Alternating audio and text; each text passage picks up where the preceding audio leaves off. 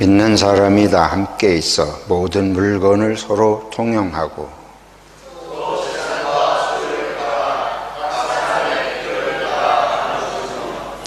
날마다 마음을 같이하여 성전에 모이기를 힘쓰고 집에서 떡을 떼며 기쁨과 순전한 마음으로 음식을 먹고 4장으로 가보겠습니다. 4장 32절부터 37절까지 한 번 더 교독하죠.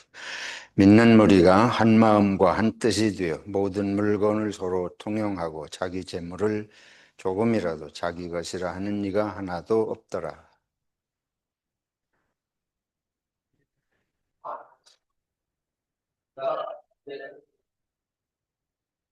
그 중에 가난한 사람이 없으니 이는 밭과 집 있는 자는 팔아 그 판 것의 값을 가져다가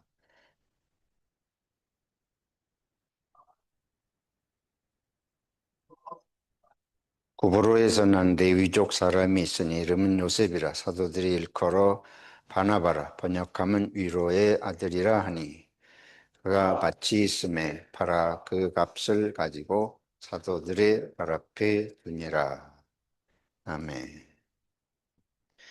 초대교회의 이 모습을 두 군데에 걸쳐서 이렇게 비교적 상세하게 기록을 해 왔습니다.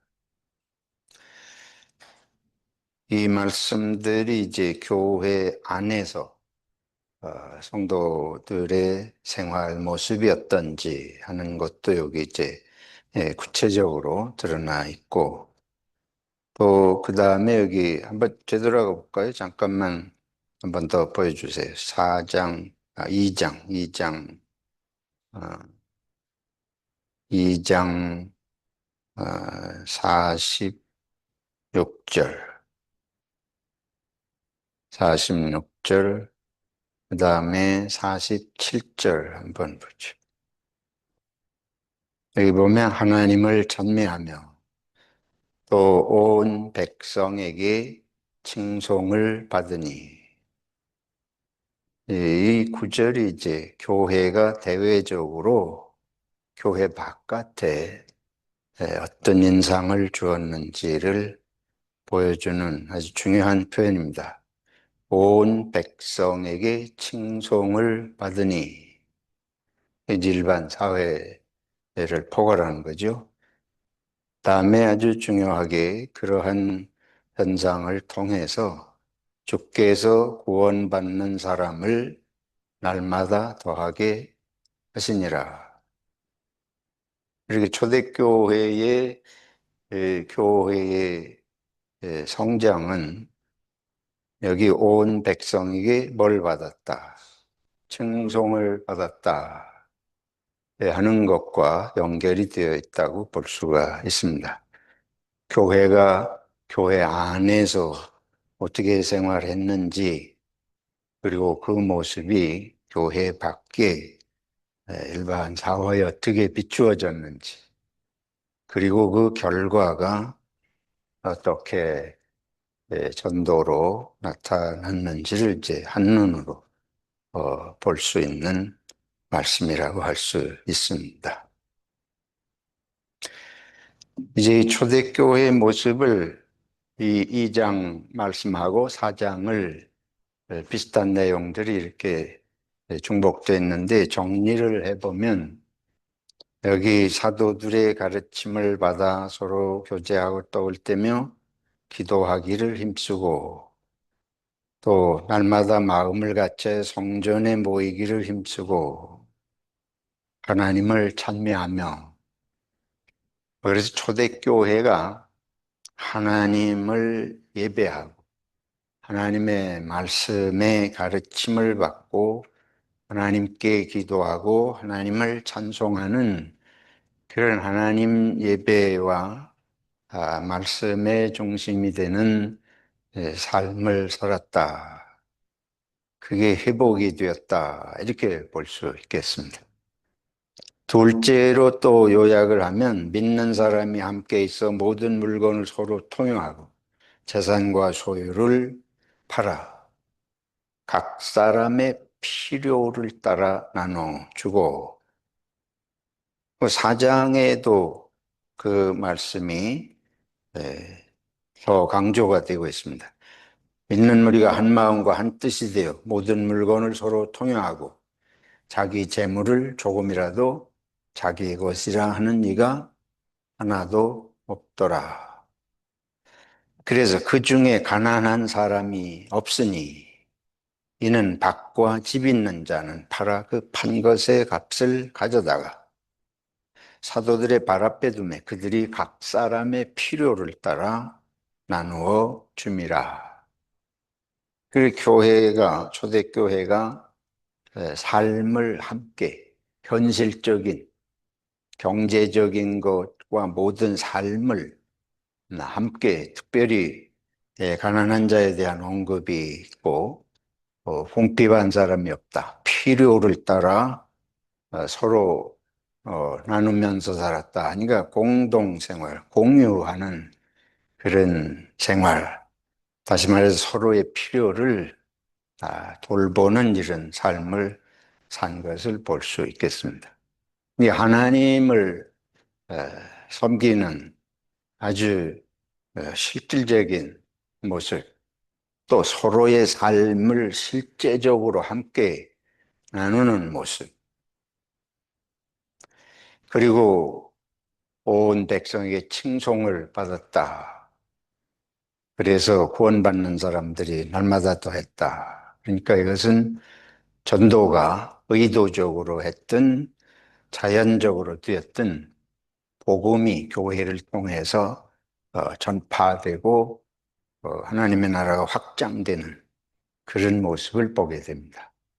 그래서 초대교회의 모습은 하나님 중심의 삶, 그리고 서로를 돌아보는 사랑의 공동체, 하나님 예배 공동체, 사랑의 공동체, 그리고 복음을 이웃에게 실질적인 삶으로 전하면서 나누는 그 예수님께서 주신 사명, 마태복음 28장 20절에서 주신 모든 사람들에게, 모든 민족에게 복음을 전하고 주님의 가르치심을 전해서 제자로 삼으라 하는 이런 복음 전도의 사명을 초대교회는 온전하게 감당하고 있었다. 이렇게 볼 수 있겠습니다. 가장 아름다운 모습이고 이상적인 모습인데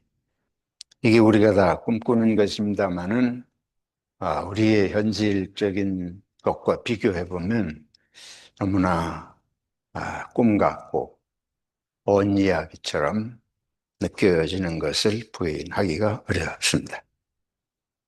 한국 사회가 교회에 기대하는 바가 무엇인가를 조사하고 분석한 걸 보면 첫째로 교회의 정직성을 포함한 도덕적 신뢰성을 기대한다. 기독교인이다. 종교인이다. 그러면 그들에게 기대하는 것은 도덕적으로 삶의 현실 속에서 윤리적으로 신뢰할 수 있는 이런 모습을 먼저 기대한다는 거예요. 그게 항상 첫 번째입니다. 그래서 기독교인들이 언행일치가 되지 않는다. 그걸 비판하면서 그걸 비판한다는 것은 그리스도인들은 언행일치가 이루어지는 사람들이라는 것을 이제 기대한다 하는 거예요. 윤리적인 삶.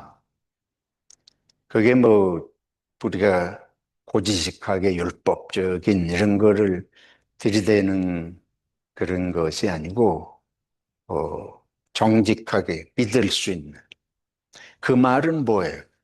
한국 사회가 믿을 수 없는 사회라는 말이에요. 거꾸로 말해요. 일반 사회는 서로가 서로를 신뢰할 수 없어요. 정직을 기대하기 어렵고 도덕적으로 윤리적으로 사람들이 사는 사회가 아니라는 생각이 있다는 거예요. 근데 자기들이 종교인이 되고 기독교인이 됐다 그러면 그거부터 좀 보여야 되지 않느냐. 이게 첫 번째 기대라는 거예요. 그런데 어떻습니까? 제가 평생 이제 에, 전하면서 늘 마음에 무거운 짐이 되는 것은 교회는 윤리적으로 살지 않아도 된다고 가르쳐요. 심하게 말하면. 그건 너무 과장이라고 억지 해석이라고 볼 수도 있습니다만은 왜 이런 말씀을 제가 드리냐면 예수 믿으면 모든 죄가 다 용서된다. 그러니까 기독교인은 회개만 하면 무슨 짓을 했든지 예수 믿고 나 회개했다. 그러면 그 죄가 다 용서된다. 그게 한국교회에서 가르치는 복음이에요. 복음 그러면 십자가로 인해서 우리 죄가 용서받았다. 이건데 그 복음을 한국의 그 많은 교회가 그렇게 열심히 가르쳤는데 그런데 세상 사회 사람들이 볼 때는 그러면 자기들이 죄 짓고 예수님에게 회개해서 용서받았다. 그건 자기들끼리 얘기지. 예수 믿는 게 그게 전부냐. 예수 믿으면 교회 가서 무슨 짓을 했든지 용서받으면 그거로 끝났다. 그러면 사회에서 우리 믿는 사람에겐 그게 최고의 복음이 되지만 안 믿는 사람이 볼 때는 교회 나가는 사람들에게 자기가 피해를 입고 고통을 당하고 억울한 일을 당했을 때에 그건 더 성질나는 일이에요. 더 화나는 일이에요. 저 사람은 나한테 뭐 씻을 수 없는, 잊을 수 없는 악한 짓을 해놓고는 교회 가서는 나 예수 믿고 용서받았다고 할렐루야 하니까 이거는 세상이 볼 때는 이건 더 가슴을 칠. 저희 기독교는 세상에 저 종교는 없어져야 되겠다. 그런 사람들이 볼 때는 기독교는 세상에 유익을 주는 종교가 아니, 저거는 자기들끼리 뭐 저렇게 하지 않나. 우리는 생각지 못하지만 그들이 볼 때는 이 아주 곤란한 종교라고 좀 이렇게 뒤틀어서 얘기를 하자면 그럴 수도 있다는 거예요. 그래, 초대교회는 어떻게 초대교회도 그런 모습을 보였다 그러면 온 백성에게 칭송을 받을 수가 없었을 거 아니에요. 그리고 초대교회는 자기들끼리 예수 믿고 용서받은 거를 얘기하는 게 아니고 다른 사람들이 볼 때 저 사람들의 삶이 우리에게도 유익하고 사회를 아름답게 한다. 그렇게 보이니까 칭송을 했을 거 아니에요. 그래서 이게 이제 왜 이런 초대교회와 오늘날 현대교회를 이렇게 비교해 볼 때에 우리가 이제 생각을 많이 하게 되는 지점이 있죠. 둘째로 이 사회인들이 기독교인들에 대해서 기대하는 것은 공동체의 선을 좀 관심하고 공공의 선, 파블릭 라이프에서 일반 사회생활 속에서 기독교인들이 유익을 끼치는 이런 모습을 기대한다. 이게 지금 드린 말씀하고 비슷한 점이라고 볼 수 있는데 기독교인들이 일반 사회의 공공생활, 사회생활, 퍼블릭 라이프에서 모범이 되지를 못한다 하는 거예요. 예를 들어서 사회, 교회, 직장 생활 같은데, 직장 생활 같은 데서 기독교인들이 전체의 유익이 되도록 그 사람들이 예수를 믿든 안 믿든 교회 다니든 아니든 모두가 일반적으로 인간이면 함께 어울리고 서로를 존중하고 교회 안에서 아니고 일반 사회생활 속에서 그런 모습을 보고 싶은 거 아니에요? 직장 생활뿐만 아니고 기독교인이 국회의원이다. 그러면 달라야지. 국회의원인데 저 사람이 기독교인이다. 근데 그 사람이 뭐 정치인이라고 그래서 일반 사회인도 말하기 어려운 극단적인 걸 막 주장을 하고 그 정치적으로 한쪽에 치우친 식의 그런 것만 하고 이러면 일반적으로 사람들이 볼 때는 이 기독교인이라고 보이가 저 사람은 정치 권력을 탐하는 사람이지 기독교인의 모습으로 보기는 이게 우리가 구분할 줄 알아야 돼. 정치인으로서 기독교인으로서 정치인이 됐으면 정치의 속성이 뭔지를 알고 정치의 속성의 나쁜 점, 책임성 있는 점을 알고 내가 기독교인이기 때문에 이런 데 빠져들면 안 된다는 걸 분별해야 그 사람이 기독교인이지. 안 그러면 그 사람은 기독교를 그냥 이름만 붙이고 다니거나 아니면 기독교를 이용하는 사람. 정치인들은 종교가 이용 대상입니다. 자기가 어느 종교이다 하는 것이 조금 유리할 것 같으면 아무거나 다 이용하는 거예요. 그리고 요즘 한국의 통일교가 문제가 되어 있잖아요. 통일교 사람들을 갑자기 당원으로 가입시켜서 자기 쪽으로 표를 몰아주게 하는 그런 거 뭐 통일교든지 신천지든지 그 사람은 상관들이 없어요. 자기들에게 이익이 되면 옳고 그런 게 없는. 근데 기독교인으로서 정치인이 됐다 그러면 그렇게 해서는 안 되잖아요. 근데 그렇게 서슴없이 하거든. 대부분이 다 그런 모습에서 벗어나지를 않습니다. 그 공공의 선과 책임성을 그리스도인들에게서 좀 기대하기가 어렵다. 기독교인들은 또 겸손하지 않다고 그런대요. 소통이 안 된대. 예수 잘 믿는다고 하는 사람일수록 대화가 안 돼. 아주 묵힌 걸 끼는. 자기 고집을 자기가 믿는 성경과 교리 이게 딱 나 이거를 절대로 벗어나면 안 된다. 이거 벗어나면 지옥 가고 죽는 줄로 교육을 받아서 그렇게 했지만은 하여튼 그러니까 대화가 안 되는 하다가 아주 절벽처럼 막히는 부분들이 넘어서 나와서 소통이 안 된다. 그러니까 그거를 사회 사람들은 기독교인들은 겸손하지 못하다. 자기밖에 모른다.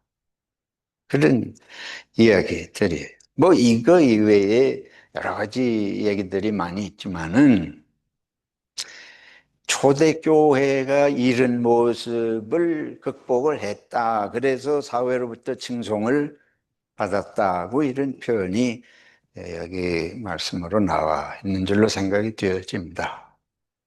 그러면 왜 초대교회의 이런 모습하고 현대교회의 이런 모습이 어떻게 해서 이런 차이가 나타나는가? 첫째로 생각할 것은 초대교회는 이 공동체가 조직을 하려고 그래서 조직된 게 아닙니다. 이렇게 만들려고 그래서 이렇게 만들어진 게 아니에요. 성령의 역사가 일어나면서 속 사람이 다 뒤집힌 거예요. 뒤집히면서 그야말로 중심에서 하나님을 의지하고 예배하고 찬송하고 중심에서 서로를 사랑하고 관심하고 돌보는 이런 공동체가 되니까 거기서 능력이 나타나는 거죠. 하나님이 함께 하시고 그들의 그 마음의 진심이 통하는 그 자체가 그러잖아요. 두 사람이라도 맞들면 낫다는 식으로 마음이 이렇게 통하면 엄청난 능력이 나타나게 되어 있습니다. 하나님이 함께 하시고 서로가 마음이 아까 우리 4장에도 믿는 무리가 한 마음과 한 뜻이 되어 로마서 15장 읽었는데 로마서의 말씀도 다 한 마음과 한 뜻이 되는 걸 아주 강조하고 있습니다. 그러니까 이게 겉모양이 그렇게 된 것이 아니고 속사람이 그렇게 돼요. 우리 속사람이 그렇게 되는 건 저절로 되지 않습니다. 성령이 임하실 때에 어떻게 해서 우리가 그런 속사람의 변화가 일어나는가 하면 베드로 사도가 이제 우리 사도행전에서 설교하실 때에 성령으로 회개함으로 회개하면 성령을 받게 된다. 또 거꾸로 성령이 임하면 회개하게 된다. 요한복음에도 성령은 죄에 대하여 의에 대하여 심판에 대하여 그 우리 속사람이 회개하도록 성령이 역사하신다. 오늘 요한이 예수님의 오심을 예비하는 자로 왔다 그러잖아요. 준비하는 자, 예비하는 자. 뭘 예비하느냐? 요한의 메시지는 하나입니다. 뭐 하라? 회개하라. 왜 회개하냐? 천국이 가까웠네. 그러니까 회개하고 천국은 필수적인 관계라는 걸 말씀하는 거예요. 회개 없이 천국에 갈 수 없다는 거 아니에요. 그리고 천국에 가는데 가장 중요한 요소가 회개하는. 그 초대교회는 천국을 이뤘다고 볼 수 있습니다. 그렇죠? 이 초대교회의 모습이 천국 아니에요. 근데 이것이 회개를 통해서 이루어지는 거예요. 이전에는 그렇게 살지 않았어요. 그런데 이게 성령 받고 그렇게 삶이 변한 것은 이전의 삶을 버리고 천국에 맞는 삶으로 변화가 일어난 것이죠.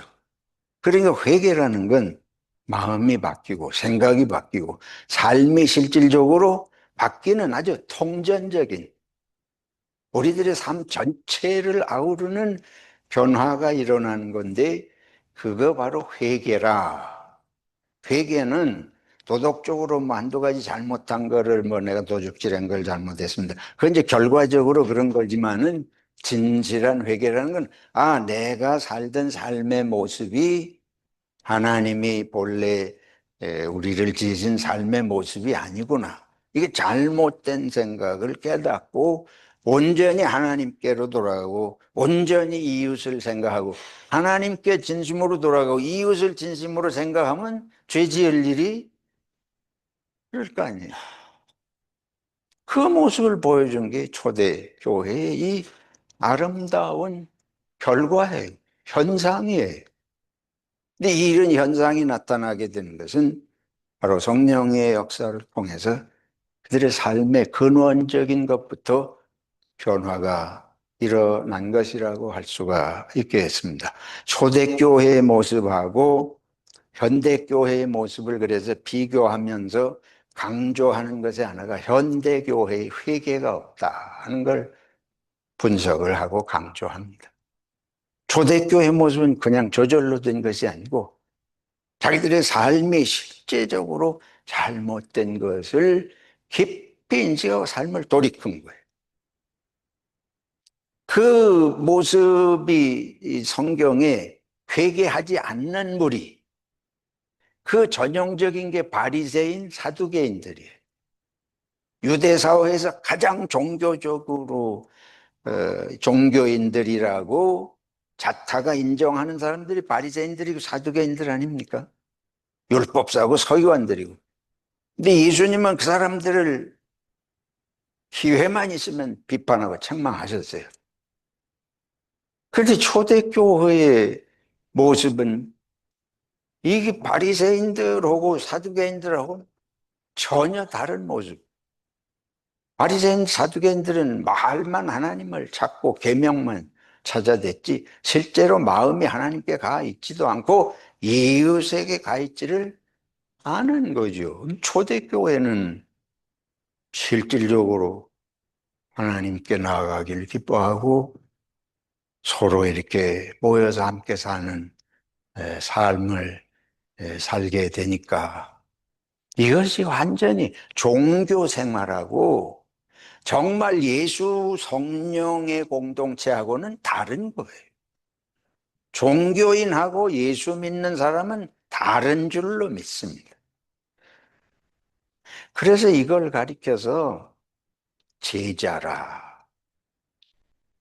예수님께서 제자를 삼으라고 그러셨어요.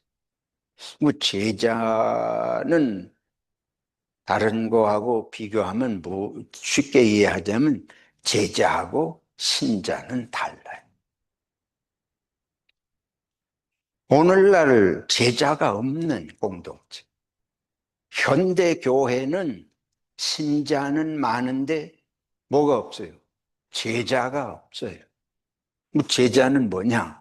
너희가 나를 따르려거든 자기 십자가를 지고 자기를 부인하고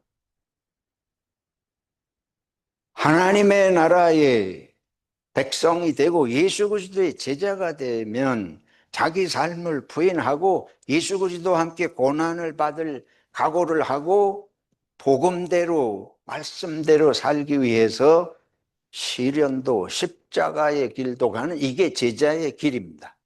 그냥 예배당에 쫄래쫄래 왔다 간다고 제자가?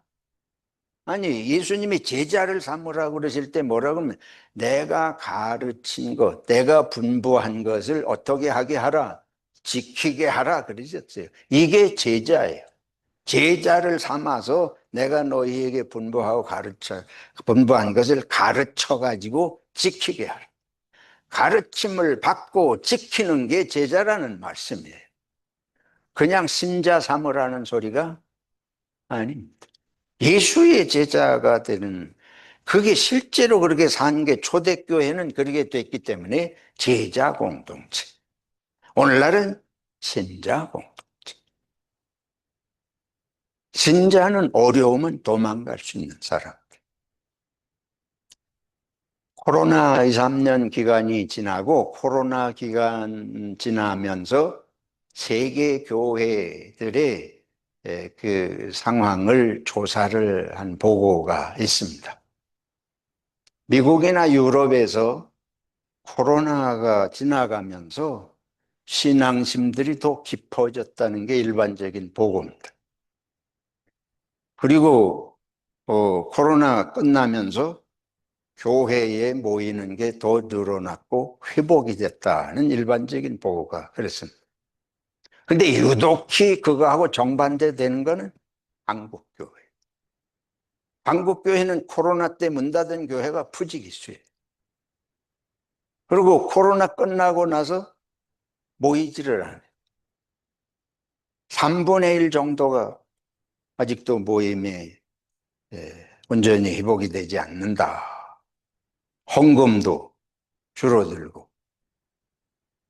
얼마 전에 여기 그 목회데이터 연구소의 지용근 대표가 와가지고 발표를 한다고 그래서 제가 가서 한 두세 시간 같이 그걸 쭉 듣고 거기 자료집도 이렇게 구입을 하고 했는데 거기서 그렇게 아주 있는 그대로 얘기를 해요. 코로나 이후에 20%에서 30% 이상 교인이 다 줄고 예배 참석률이 감소했다. 그건 뭘 말합니까? 여러 가지 의미가 있겠지만은 제가 볼 때 한국 교회는 고난에 약하다. 어려움이 오면 쉽게 도망가. 그러니까 이게 제자와 신자, 사회는 그리스도의 제자로 살면 세상이 우리를 욕할 수가 없어요. 예수님이 말씀하신 대로 사는데 세상이 우리를 욕할 이유가 뭐가 있어요? 우리 선교사님들이 오고 초기의 기독교는 가난하고 병들고 이런 서민들하고 한국 기독교는 함께 했습니다. 그래서 학교를 짓는데 학교도 여자 학교가 생겼잖아요. 이화학당이라든지 뭐 배화라든지 이런 여자 학교가 생겼어요. 옛날엔 여자는 배우지 말아야 된다. 여자는 이 기집년이 배워서 뭐예요? 용사지. 시골에서 저희가 어릴 때만 해도 그랬는데 1800년대 말에 이게 여자 학교를 와서 세우니까 세상이 놀라는 거 아니에요. 그리고 의료 연희전문학교가 생겼는데 지금 세브란스 병원 된 거기에 백종의 아들이 입학을 해가지고 공부를 하고 의사가 됐어. 그러니까 옛날에는 백종은 사람 취급을 못 받던 시대 아니야. 그러니까 이게 새 세상이구나. 저희 기독교 예수 믿는 사람들이 하는 거는 새 세상이요. 이제까지 들어보지도 못했던 이런 일들이 실제로 일어나니까 한국 사회를 변화시키는 중요한 역할을 했습니다. 근데 지금은 교회는 강자요. 교회는 부자요. 교회는 세련된 사람들이 모여요. 교회는 부자들을 위해서 기도하고, 부자 되라고 기도하고, 공부 잘하라고 기도하고, 글쎄 뭐 공부 못하라고 기도할 건 아니겠지만은, 어쨌든 이 일반적으로 교회의 사고가 볼 때에 교회가 평범한 평균 이하의 사람들하고 함께 한다는 그런 의식이 별로 생기지 않습니다. 제가 봐도 그래요. 제가 봐도 우리가 계속 올라가는 걸 교회가 아마 그거 뭐 거의 비슷할 거예요. 왜냐하면 교회 성장을 추구하니까. 교회가 성장하려고 하니까 교회가 성장하려고 하면서 사고는 낮은 대로 갈 수 안 돼요. 안 되는 거예요. 물은 높은 데서 아래로 항상 그 방향으로 흐르듯이 성장하려고 그러면 낮은 데로 가지 않습니다. 왜냐하면 성장하려면 많아져야 돼. 많아져야 돼. 사람도 많아지고 헌금도 많아지고 뭐 더 많아지면 더 큰 건물 줘야 되고 더 큰 사람 모으기 위해서는 더 현대식으로 지어야 되고 그러니까 그 사고가 어쩔 수가 없는 거예요. 낮은 데로 절대로 가지 못합니다. 평균 이하로 가지 못해요. 그러니까 그런 상황이 그러면서 우리가 초대교회처럼 칭송받는 교회가 될 길은 없잖아요. 세상이 보는 건 더 잘 봐요. 장기를 두는 사람보다 옆에서 보는 사람이 더 잘 보이잖아요. 그래서 훈수 붙다가 뺨도 맞고 근데 얻어맞으면서도 장기는 둔다. 분수는 둔다 하던데 세상이 더 잘 알아요. 근데 뭐 저나 여러분이나 우리는 그건 세상 사람들이 교회 욕하려고 하는 소리지. 근데 욕하려고 하는 소리도 그거 무시할 수 없습니다. 변명만 해가지고 되지 않아요. 그러니까 전도가 안 일어나는 거예요. 힘써서. 그러니까 작은 교회는 그냥 가만히 있어도 없어져. 작은 교회는 왜 그래요? 가치관이 전부 크고 많은 것 쪽에 쏠리니까 아무도 작은 데 가려고 하지 않아요. 그러니까 작은 교회는 몸부림을 해도 수단 방법을 써도 안 되는 거예요. 그래서 현대교회의 특징을 말하기를 전도가 왜 안 되냐? 초대교회는 삶이 전도였다. 사는 모습이 칭송을 받았다. 근데 현대교회는 전도가 프로그램이다. 프로그램. 프로그램으로 돌리니까 거기서 진정한 삶이 나타나지를 않는. 그러니까 뭐라 그래요? 거부감이 더 생기는. 저들의 삶은 저렇게 살면서 우리한테 자기들이 뭐 가르치는 것처럼 우월의식을 가지고 이렇게 하는 것처럼 우리가 마음은 그게 아닌데 그들은 그렇게 보는 이제 이런 문제가 발생을 하는 거죠. 요한과 예수님의 메시지는 똑같았습니다. 회개하라. 천국이 가까웠느냐. 회개하라. 하나님의 나라가 가까웠느냐. 이게 예수님이나 요한이 똑같이 첫 메시지로 주신 말씀이에요. 그래서 우리들이 정말 하나님께 돌아가는 거예요. 그거는 한 말씀만 더 드리면 하나님을 이용하는 게 아니고 하나님이 주장하는 삶으로 변화되는 걸 말하는 거예요. 그래서 회개라는 거예요. 왜 천국, 하나님 나라를 놓고 회개하라 그러냐? 너희 삶을 하나님 나라에 맞춰야지 하나님 나라를 너한테 끌어들이려고 해가지고는 안 된다. 우리가 하나님 나라를 내 방식으로 변질시키는 거예요. 그러니까 교회가 그래서 문제예요. 복음을 전하고 하나님의 말씀을 전하면 가르침을 받는 게 아니고 가르침을 변질시켜. 그래서 내가 좋은 것만 받아들이고 싫은 건 뱉고 뱉는 정도가 아니고 분열시키고 문제를 일으킨다. 그래서 한국 교회는 사회를 평화롭게 하는 게 아니고 분열의 상징. 교인이 가면 싸움이 일어나. 목사가 가면 평화가 되는 게 아니고 싸움이 일어나. 특히 목사가 가면 싸움이 일어나. 여러분들이 저 목사가 왜 저러냐 싶은 목사 가는데 반드시 싸움이 일어납니다.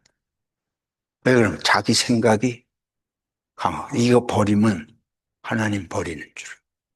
이게 분별력이 없는 목사가 뭔지 교육을 잘못 너무 교리에만 빠져가지고 자기 교리 아니고 이걸 놓으면 죽는 줄로 이런 식으로 교회를 성도들을 교육하니까 그게 표본적으로 나온 게 전광훈이 같은 대표적인 사람입니다. 그 전광훈이만 있는 게 아니에요. 한국은 전광훈이 아류가 쇠고 셌습니다. 이게 현실인 모든 극단적인 사고가 다 어디서 나오냐면 교회에서 나와요. 기독교인처럼 극단적인 사람들이 없어요. 근데 저 자신도 모르게 교회 생활 오래 하다 보면 나는 모르는데 내가 극단적 사고가 내가 어느 정도 지배하고 있죠. 그리고 기독교인들이 목사가 제일 권위주의죠. 자기가 하나님 대변자인 줄 알거든. 일부러 생각 안 해도 머리에 배 있어요.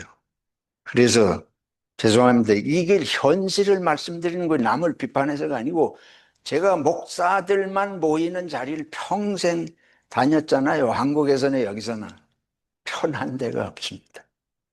마음이 하나 되는 걸 본 적이 없어요. 이상할 정도로 뭘 끄집어내가지고 싸움을 일으키고 그러더라고. 상상할 수 없게. 이게 뭐 안 했다는 증거입니까? 우리가 회개를 배우지 않았다. 근데 그 목사는 어디서 나와요? 날 때부터 목사가 아니고 교회에서 목사가 나왔잖아요. 교회에서 신앙생활 열심히 한다는 사람들 중에 목사 됐을 거 아니에요. 그러니까 제 말씀은 뭔가 하면 교회 생활 열심히 할수록 이런 모습이 된다. 이런 모습이. 그건 하나님은 섬긴다 그러는데 편협한 생각에 찌들어 있고 같은 형제 자매들 간에 진실한 사랑 나눔이 잘 안 되는 이런 문제. 그래서 회개할 것이 너무 많다. 저도 일생을 돌이켜보면 부끄러운 것밖에 생각이 나질 않습니다. 우리 다시 한번 이 본회퍼가 말한 치프레스, 값싼 은혜. 그건 보면 회개하지 않는 기독교. 은혜만 받는다 그러고 삶은 돌이키지 않는. 이게 값싼 은혜. 그거를 이제 본해포가 아주 그 제자도라는 책에서 강조를 하는데 그게 독일이 2차 대전 일으키게 된 거예요. 독일이 종교개혁한 마틴 루터의 나라인데 거기서 400년 지나면서 값싼 회개 없는 공동체, 예수 믿고 제자로 변화되는 삶에 관심이 없고 그 명목만, 이름만 기독교 사회가 되니까 히틀러가 나오고 그것 따라서 2차 대전이 일어나고 한국교회가 저와 같이 되고 그 속에 누가 있냐면 제가 있습니다. 그러니까 우리 모두가 요한의 메시지, 요한의 메시지를, 예수님의 메시지를 다시 생각해 보면서 주님 오는 절기를 맞이는 것이 은혜가 될 줄로 믿습니다. 하나님 아버지, 회개합니다. 말도 생각도 행동도 말씀 따라 변화된 것은 지극히 적고 항상 예수님의 은혜만 찾은 것을 회개합니다. 주님, 성도 간에 교회를 섬긴다 하면서 정말 진심으로 섬긴 것이었고 오직 주님의 은혜만 구하고 복만 구한 것을 회개합니다. 우리를 용서하시고 성령으로 우리를 새롭게 하여 주시옵소서. 예수님의 이름으로 기도하옵나이다. 아멘.